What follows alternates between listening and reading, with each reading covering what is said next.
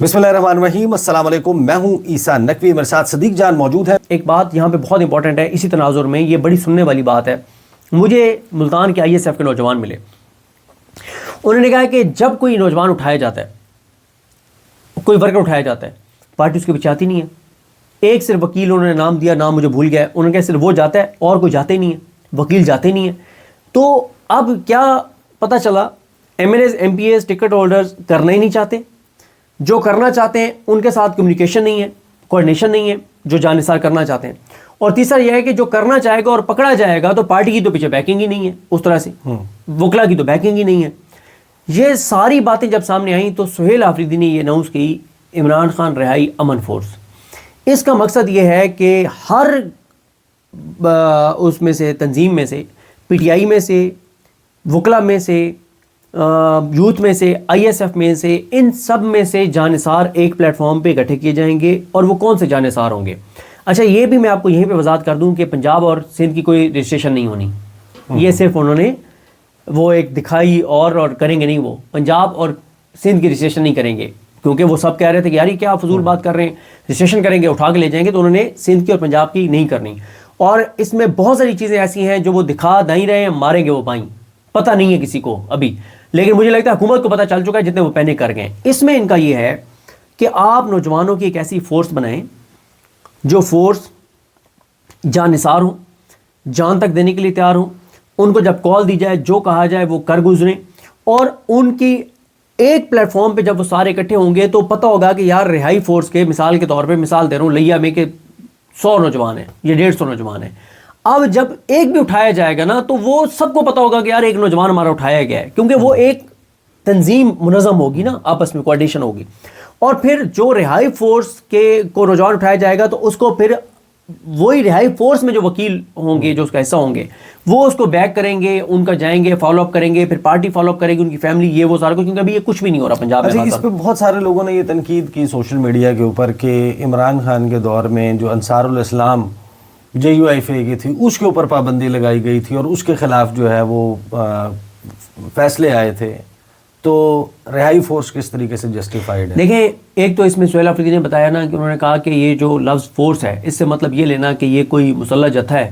तो उन्होंने कहा टास्क फोर्स, उन्होंने कहा रिलीफ फोर्स, उन्हें और बहुत सारी फोर्सेस के नाम लिए कि उनके भी अंदर फोर्स आता है। तो फोर्स का मतलब ये नहीं है कि कोई मुसल्लह एक जदोजहद। देखें, बात यह है कि PTI ने एक बात साबित की है कि वो मुसल्लह जदोजहद के ना तो कायल हैं और ना उन्होंने कभी कोशिश की है। आप देख लें कि 26 नवंबर को जो कुछ हुआ, तो क्या जो PTI के लोग थे उनके साथ सिक्योरिटी नहीं थी?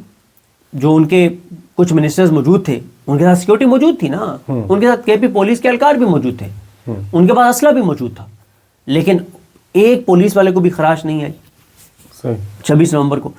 तो देखें, इस फोर्स के ऊपर परेशानी ये है कि इसमें एक तो उन नौजवानों को इकट्ठा किया जा रहा है जो इस बात का हलफ देंगे कि वो इमरान खान के लिए जान देने के लिए भी कुर्बान है और पीछे नहीं हटेंगे। दूसरा, इसमें मसला ये है कि वो एक इतनी ज़बरदस्त एक प्लेटफॉर्म बनने जा रहा है जिससे कोऑर्डिनेशन इतनी ज़बरदस्त होगी कि वो जो एग्जीक्यूट करना चाहेंगे वो कर गुजरेंगे। और उनका वो भी मसाइल नहीं होंगे कि उनके पीछे वकील नहीं जा रहे तो वो उठाए गए तो उनकी फैमिली को कोई नहीं पूछ रहा। वो सारी की सारी चीज़ें जिस वजह से लोग एजुटेशन के लिए नहीं निकलते, उन तमाम चीज़ों को कवर किया जाएगा। तो और बेसिकली यानी कि विद इन PTI जितने लोग तंजीमी ओहदेदारान हैं, मुख्तलिफ विंग्स में हैं, उन्हीं लोगों को शामिल करके चीज़ों को स्ट्रीमलाइन करके एक प्लेटफॉर्म। अब इस पे सवाल ये है कि पाकिस्तान तहरीक इंसाफ के कुछ लोग, फॉर एग्जांपल ये जो खबर बैरिस्टर गौहर के हवाले से चली या दीगर लोगों के हवाले से, अब हर पार्टी में हर तरह के लोग होते हैं, मज़ाहमत वाले भी होते हैं, मफाहमत वाले भी होते हैं और दरमियानी रास्ते वाले भी होते हैं, हर तरह के लोग होते हैं, हर एक्सट्रीम हर पार्टी में एग्जिस्ट करती है। लेकिन ये जिनकी राय है कि भाई अगर आप फोर्स बनाएंगे, रिहाई फोर्स बनाएंगे, या आप इस तरह की ऑल आउट जाने की बातें करेंगे, आप स्ट्रीट मूवमेंट की बात करेंगे, तो हम जो फलां एफर्ट कर चुके हैं, या फिर इमरान खान की रिहाई के लिए अगर कोई राब्ता मुमकिन भी है, बातचीत, बैकडोर मुमकिन भी है, तो आपने उस कोशिश के ऊपर पानी फेर देना ये करके। ये मौक़िफ़ किस हद तक दुरुस्त है? देखें, मुझे ये तो नहीं पता कि कौन कौन PTI में से इसकी मुखालफत कर रहा है, लेकिन जो मुखालफत कर रहे हैं वो ये कहते हैं कि वो इस बात पे ईमान ला चुके हैं कि पाकिस्तान में एजिटेशन के ज़रिए कुछ नहीं हो सकता। جس سے میں اتفاق نہیں کرتا. ہاں جو کہتے ہیں کہ بیسیکلی کہ پاکستان سری لنکا نہیں ہے, پاکستان نیپال نہیں ہے, پاکستان بنگلہ دیش نہیں ہے, پاکستان ان ممالک کی فہرست میں نہ چنا جائے. دوسرا وہ کہتے ہیں کہ ایک بات میں صرف لاجک ہے, وہ کہتے ہیں کہ لوگ نہیں نکلتے پاکستان کے اندر اس طرح سے جس طرح سے آپ لوگوں کو نکلنا چاہیے. وہ کہتے ہیں یار کسانوں کا 3000 ارب کا نقصان ہو گیا, نہیں نکلے. انڈسٹریلسٹ کو دیکھ لیں, تاجروں کو دیکھ لیں, مطلب یہ وکیلوں کو دیکھ لیں, کوئی نہیں نکلتا. تو مطلب وہ اس بات پر ایمان لا چکے ہیں کہ جو بھی ہونا ہے وہ مفاہمت سے ہونا ہے, بات چیت سے ہونا ہے. تو وہ کہتے ہیں کہ ایک ایسے ٹائم کے اوپر جب ہم کوشش کر رہے ہیں کہ بات چیت کے ذریعے معاملات آگے بڑھیں, تو آپ یہ جو رہائی فورس بنا رہے ہیں اس کی وجہ سے ٹکراؤ اور تصادم کا سا ماحول دوبارہ بن جائے گا اور وہ بات چیت آگے نہیں بڑھ پائے گی. جس پہ ابھی تک سہیل آفریدی نہیں مان رہے, وہ اپنا اعلان واپس نہیں لے رہے.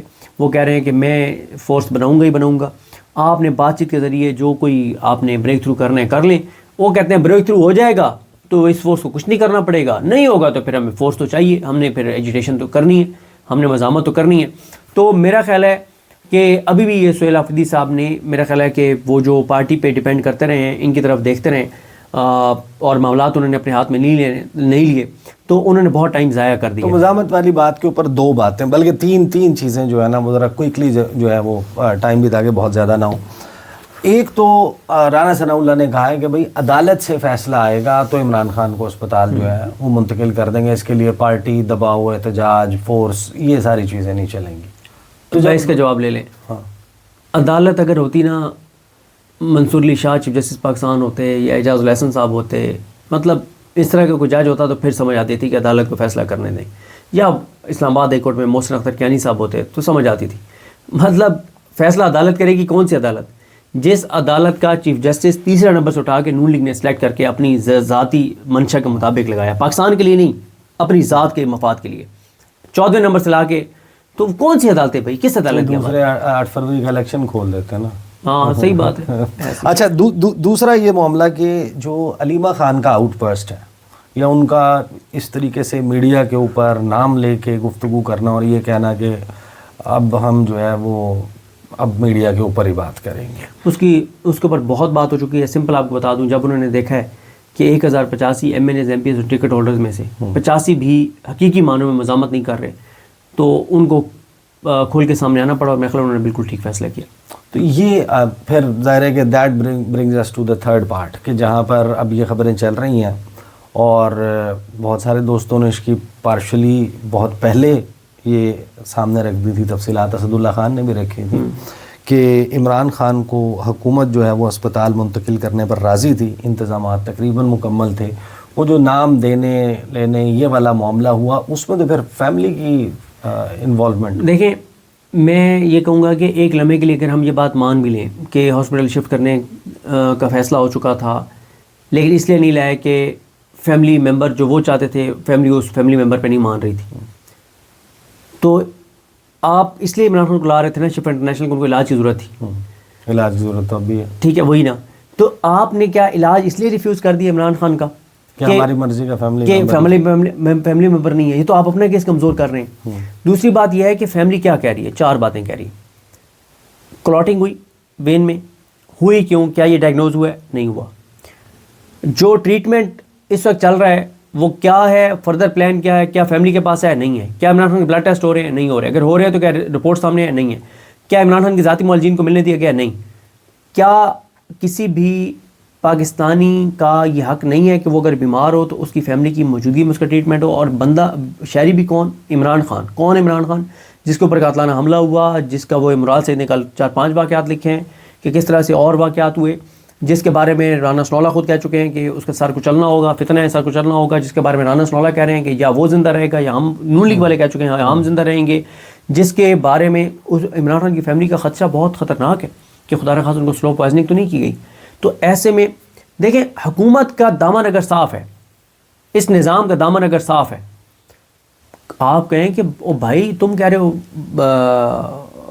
سلو پوائزننگ, خدا نخواستہ بھیجو شوکت خانم کی ٹیم, جو بلڈ سیمپل لینے لیں اور جائیں آپ شوکت خانم سے ٹیسٹ کروائیں, اور کہیں نہیں شوکت خانم سے بھی نہیں, آپ بلڈ ٹیسٹ لیجیے. یہ نہ کہیں گے بلکہ یہ کہہ دے حکومت کے جو کھانا عمران خان کھائیں گے اڈیالہ جیل میں وہی کھانا پارسل ہو کے شہباز شریف کھائیں گے پی ایم ہاؤس میں. ٹھیک ہے, تو مطلب یہ آپ کر دیں نا کہ آپ بلڈ سیمپل لیں گے اور انٹرنیشنل کسی لیب سے ہم ٹیسٹ کروائیں گے تاکہ ہم آپ کو ایکسپوز کریں کہ آپ غلط بیانی کر رہے ہیں.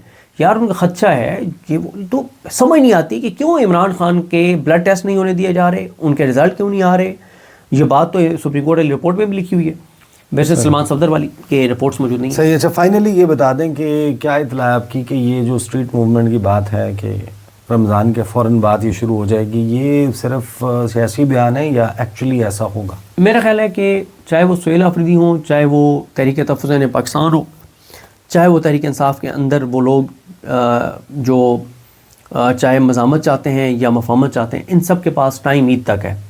کیونکہ اس کی وجہ یہ ہے کہ اتنا پریشر بڑھتا چلا جا رہا ہے پبلکلی, سوشل میڈیا اور عوام کا عمران خان کا جو حامی ہے اور بہنوں کا, کہ اگر عید تک عمران خان کے حوالے سے کوئی بریک تھرو نہیں ہوتا ٹریٹمنٹ کے حوالے سے, تو میرا خیال ہے کہ عید کے بعد کوئی بہت ایکسٹریم ان کو اسٹیپ لینا پڑے گا, اور وہ پھر آنے والا وقت بتائے گا کہ اس تصادم کی صورت میں 1 سال کے لیے مزاحمت پیچھے چلی جاتی ہے, یا اس خدا نخواستہ اس ٹکراؤ اور تصادم میں یہ حکومت, یہ نظام سب کچھ لپیٹ دیا جاتا ہے. صحیح. بہرحال جی, صدیق جان صاحب کی انڈرسٹینڈنگ اور انفارمیشن کی بنیاد پر انڈرسٹینڈنگ یہ ہے کہ اگر عید تک معاملہ جو ہے وہ کسی بریک تھرو کی طرف نہیں جاتا تو پھر معاملہ سڑکوں پر ہوگا. That is to be seen. اب تک کے لیے اتنے, مجھے اور صدیق جان کو اجازت دیجیے.